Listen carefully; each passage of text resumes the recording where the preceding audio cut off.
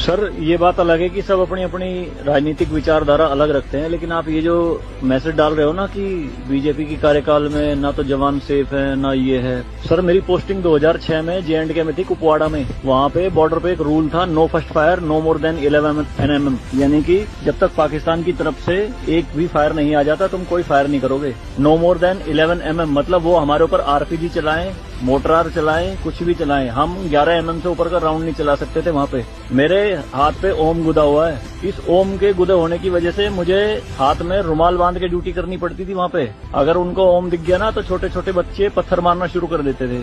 और सर श्रीनगर के लाल चौक पे 26 जनवरी के दिन बहुत बड़ा तिरंगा बिछा के जिंदी गाय काटी थी, जिंदी, और जिंदी की खाल उतारी थी सबके सामने, पूरी सेना के सामने। यूनिट खड़ी थी वहाँ पे पूरी, और चक्कू लहरा के खूब बोलते थे, क्यों भाई हिंदुस्तानी कुत्तो, तुम्हारी माँ है ना ये, देखो क्या हाल करेंगे इसका हम। भाई कुछ नहीं उखाड़ सकते थे उनका। क्यों? क्योंकि सेंट्रल में गवर्नमेंट गंडवी थी, नपुंसक गवर्नमेंट थी। हमारे सर पे चौकी बना ली थी उन्होंने, जो LAC है ना, LOC, उस पे बिल्कुल वहीं 50 मीटर के दायरे में। और रात में बड़े बड़े स्पीकर पे माइक पे बोलते थे पाकिस्तानी रेंजर्स, अरे अपनी बहनों को एक रात के लिए हमें दे दो, क्या हुआ हिंदुस्तानी नपुंसको, चलाओ गोली। कुछ नहीं कर सकते थे उनका।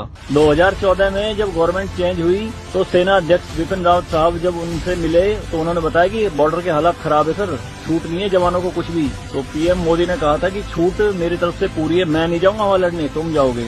आज की डेट में आप मुझे एक भी चौकी बता दो अगर वहां ढूंढने से मिल जाए। दूरबीन लगा के देखनी पड़ती है, पहाड़ों में भी बंकरों में अंदर सारी लगा दी उन्होंने तोप उड़ा के। शांति काल में आप 155 mm की बोफोर्स टाइप की तोप नहीं चला सकते, UNO का रूल है।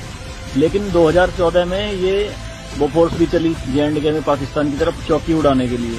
तो सर ये मत कहिए कि बीजेपी के कार्यकाल में जवान मर रहे हैं, ये हो रहा है। सर सेना के जो हाथ खुले हैं ना वो बीजेपी के कार्यकाल में खुले हैं। मैं